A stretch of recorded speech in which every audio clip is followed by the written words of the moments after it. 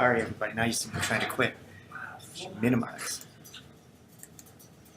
All right. Well, welcome to my Photoshop class for the month. It's a non-destructive Photoshop, kind of falling back on the theme of getting back to the future, back to school, getting back to your file in its original state after you've edited it and decided that you want to get back to how it originally was. Just kind of offhand too, there's kind of the old-fashioned ways of kind of keeping files, like you make a copy of a file, it's still completely valid. You know, you have the original file, and then your copy is where you do the editing. If you ever go back, you just go back to the original file you have. That's kind of the older way to do it. Also, in Photoshop too, a lot of times people will just make a copy of a layer. You know, so you have a layer that's not manipulated, and then you have a layer that is manipulated. So that's always completely valid too. But here are some techniques and some tools that Photoshop kind of builds in that not a lot of people realize that you can completely roll back on in any time during your file, you know, even like a year from now after you've done lots of edits. Kind of start with one that not a lot of people know. Kind of got my demo file. Kind of check that out. And in here I've kind of done the 5 little kind of non-destructive tools that I'm going to kind of be talking about, so we'll kind of just talk through them. But the very first one is the crop tool. Not a lot of people realize that in the crop tool, up here near the top, there's delete cropped pixels, and that's, I think, checked by default. And that keeps your file size small. It's good if you're really throwing away stuff and you know that you're not going to ever want to make the picture a little bigger and want to go get that piece off to the left or that person that you've cropped out of the picture. You uncheck it. And then when you crop something, mine's keeping proportions because I've been doing it for the digital display, so it's keeping the 16:9 proportion. So if I were to crop it now, it still has all the information off to the side. So I could still move the image and kind of go back to the big mountain. So even though it's cropped, that image is still there. That's a real good non-destructive way to crop your image and not lose any of the crop pixels. How do you want to do that so that you can go back to the original image? You know, I've actually not tried it, but I wonder if what you could do is crop bigger. Yeah. So since it's always still there. And funny, I was going to go to the history palette and just kind of roll back, but I guess you could crop bigger. What I'll do then is just get rid of this, and I'll do it this way. Kind of just line it up. And this doesn't really matter, but so now we're pretty much back to how it was. Except you could actually see I lost a couple pixels, or a little bit big up there. It wasn't perfect. That huge cursor is hard to use. So that's kind of like a little tip and trick, and that's kind of what most of these are going to be, kind of like tools that kind of have the tips and tricks in them that kind of people don't know about, but can make your life a little easier. Actually make you not so afraid too to crop, because you're like, hey, you know, I could always grab that back. The other big one is layer masks. Layer masks, I use them a good bit, and they are kind of, you add them in, button down here, and you get this extra little window where it's black and white. And basically it has to do with erasing, or making part of a layer invisible. So that part of the layer is actually still all there, you just can't see it. Like if I start adding to that one with like my brush tool, I'll paint some black on here. And so if I kind of erase her right out. But then, I go to the white tool, kind of switch my brush over here to white, and I kind of just bring all that right back. So by painting black and white, you can kind of bring things backwards and forwards. And you can tell she was kind of brought in from a whole bunch of other, see, there's the rest of her background over there. So that was like the room she was originally sitting in. Like, a lot bigger.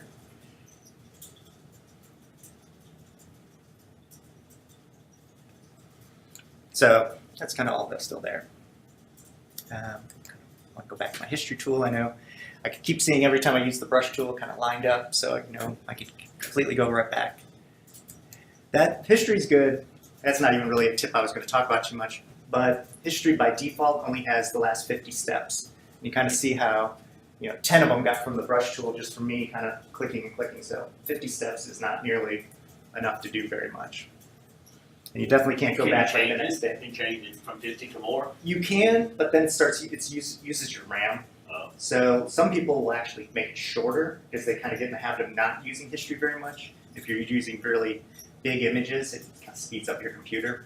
So I haven't really heard of anybody really making it longer, but I have heard of people shortening it up to like 10 or something. And I don't know if it really speeds up your machine, but I think that's what they believe it does. Can you show folks how to get history if they don't have it okay.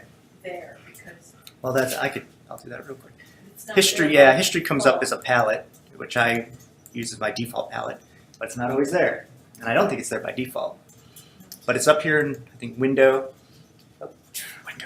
move.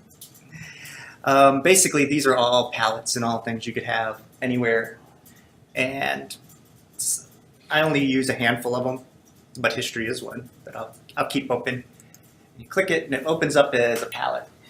And what I like to do is then all these palettes you can kind of put over here, and I don't even know what they call this sidebar thing.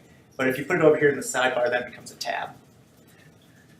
So I kind of just drag it, and when you get kind of in that area, it kind of just pops in. And that's how I have like my library of like logos and stuff that I use a lot. I have my colors, so if I ever need to sample colors, this is like really nice. I have that. So then I just got to use the eyedropper tool, and I can just grab those colors. Is that the official? Those are the official colors with the numbers. We were talking about color numbers. If I actually need to write them down. So if you use any other color in your stuff that they get hand smacked, they send you a nasty email saying, change the blue to blue, Well, this number. if you're close, they will probably say, "Why are you so close but not quite perfect?" But Okay. yeah, these are the ones they prefer you to use, so these are them. Sherman, talking about going back to, is there a keystroke of some kind that takes you back to a total reset of everything? Well, not so much a keystroke. You have like your Control Undo or like a Control Z that gets you back just one step. It doesn't go more than one step. There is, it kind of got all types of different stuff I didn't know we were talking about. There is the revert here, and that goes to the last time your file was opened, or last time it was saved. So basically. Yeah, my problem is I don't realize it's happened to me until I'm too deep into it, and I just want to yell, redo. Yeah, sometimes, I mean, you kind of get maybe where you just open a copy, make a file that's a copy, and you're working on just the copy. That's still pretty valid, and I do that a good bit sometimes too. But like some of these techniques are when you're actually in the photo and you're just still experimenting and you don't really have to commit to anything. So if you do a lot of these techniques, you still could always kind of go back to it. Yeah, it's Inevitably. usually, I'm not dealing with like one photo. I'm just looking at the whole Photoshop. The day it was loaded, the day it came up, I want that one. I don't know if it's got like a restored defaults or anything like in the Windows. I know it's got these workspaces. Well, maybe if you go back to Essentials, and I'm kind of afraid to click it because Yeah, I've kind of don't. exactly. But it would kind of make me think if you did that, it would kind of go back to. Has anybody ever? What's this say? Well, it says Essentials, but in parentheses it says default. So, since this is kind of like the workspace palette, They don't, okay. and I know you could, you could. They don't have factory defaults. Well, I mean, I think that might be kind of what that is. Do you think that's what it is? Yeah, like I said, and I should get in the habit of saving mine because I think this I think because I never do it, but I think if you do like a new workspace, it would allow me to save my configuration right now is like Sherman's default like workspace, and maybe it would be added in here with like the rest of them. One would hope. Yeah, but unfortunately, it gets willy-nilly, and everybody kind of has the tools that they like to use, and they put those up front. When you learn how to close them and hide them away, then you do that. I do know that, and this was actually something I didn't know until like doing these sessions, that this like this little like ellipse here kind of shows you all the possible tools you could have over in that toolbar, which is kind of nice. Oh, where do I have to hold it? Yeah, edit toolbar.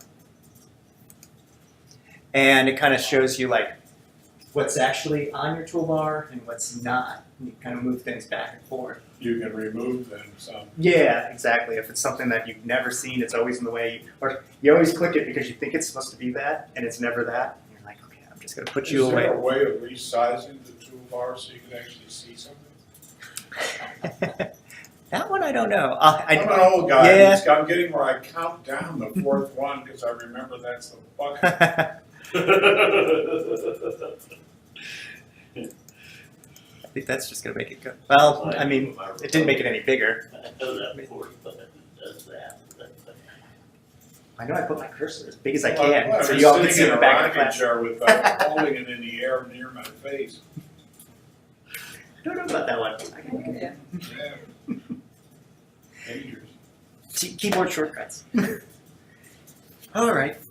Oh, and then along that same path with layer mask, there's also adjustment layers, and that's where you kind of adjust the colors to certain layers and whatnot. And like when I put this girl in, she was the colors were really didn't match very well, so I adjusted her color. But I did that on a separate layer, so I don't even know if this monitor is going to be that great. But she was kind of washed out and kind of not as vibrant as the background. So I went in and added an adjustment layer. So add adjustment layer. And I did hue saturation. We'll just kind of pretend like I did this. And what popped up was this layer here. And I was able to kind of adjust the hue and saturation, kind of make her a little bit brighter, get her vibrance kind of more in balance with kind of how it was.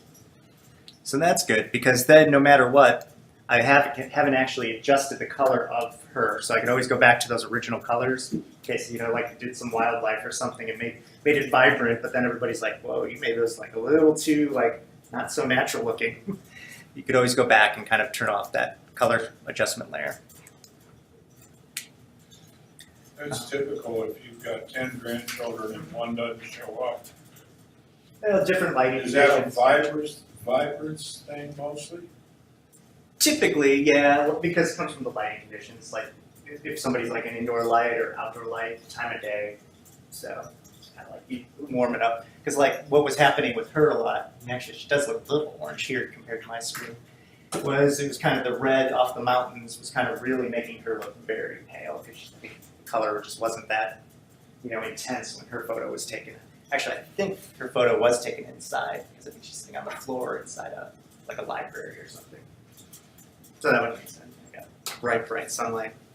And I think this was some clip art that I found online as well too. And I think these colors have been bumped up a bit because that's one really green lawn. Or else that's like, they've got fertilizer on that.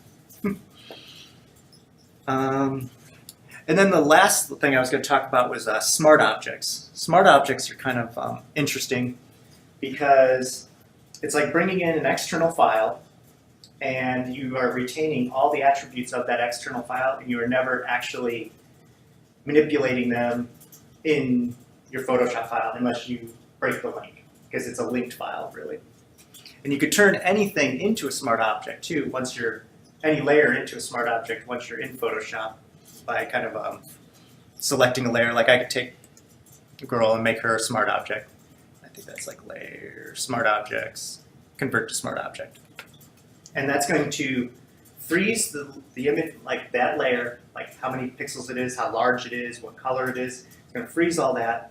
And you can always go back to that state because it's frozen as a smart object. Anything you do to it after that point is kind of layered on top of it. And so if you decide you want to change something as far as like maybe its size, like maybe you made it small because you're like, oh, well, I don't need a logo like that big. So I made it a little small. So I'll kind of show you with the logo because that's kind of what I was getting with that. So how did it know that you were making the girl a Oh, smart object? Because whatever layer is selected. Oh. So when I have the girl layer selected, And the other interesting thing is anything I bring in from my library, you'll kind of see is already a smart object. So the MUSC logo and those colors I brought in is that little cloud thing. Kind of means it's a smart object. So that means it's kind of frozen in my library. It can always revert back to that state that it is in the library. But like I was saying though too, let me turn off the filters. The filters were nice. And get that logo nice and sharp. Like say I want to kind of like edit, transform, we'll like scale it. We'll make it really little. Oh, look at that, I got a copy of it. I didn't even know I had a copy. Oh, it didn't have a copy, it just kind of the way it is. And then and the logo is nice and crisp and it's small. I committed it, and I could go on working, I could, work on it for a couple hours, couple days, come back to it, and then somebody says, logo's too small. Normally what would happen is if you transform that, you would have thrown away those pixels, and if you wanted to make it larger, it would look all blurry. But because it's a smart object, it remembers it was kind of frozen in that state of when it was first brought in. So I could make it nice and large again, and it's going to retain all the crispness, not get blurry at all. So that's definitely good if you're going to be doing scanning like that. Whenever I copy and paste an image, like from Word, it comes in as a smart object and I have to always rasterize it in order Leave to. it a smart object. I can't change the colors or anything like that. Can you change the colors of that? I can, but what I'd have to do is do it on like an adjustment layer or something.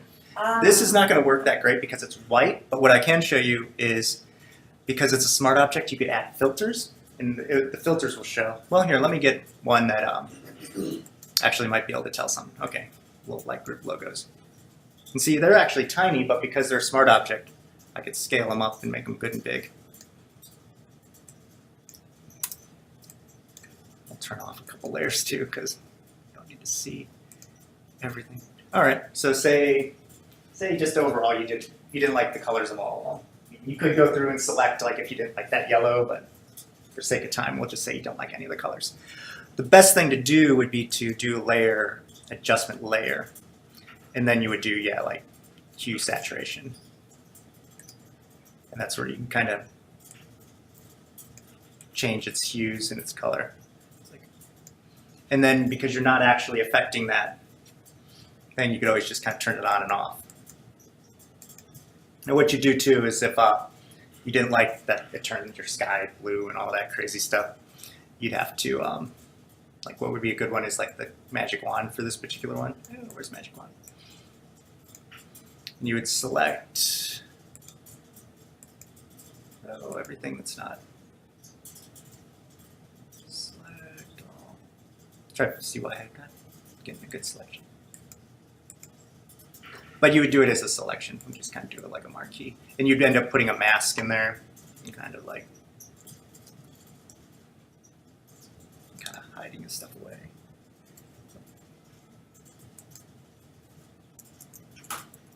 So that's kind of went back to the old colors. And you could paint around.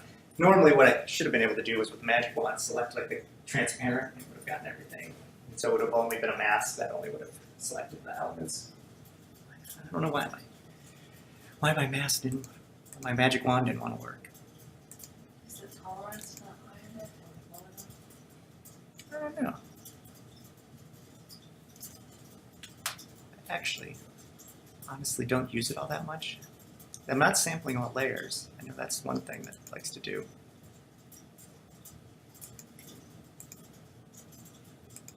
Oh. I don't know why it doesn't want to select transparent, or just doesn't want to select anything that's not there. But like, oh, this would have been good. Like, say, hey, that light bulb, and then try to see if I can magically figure out.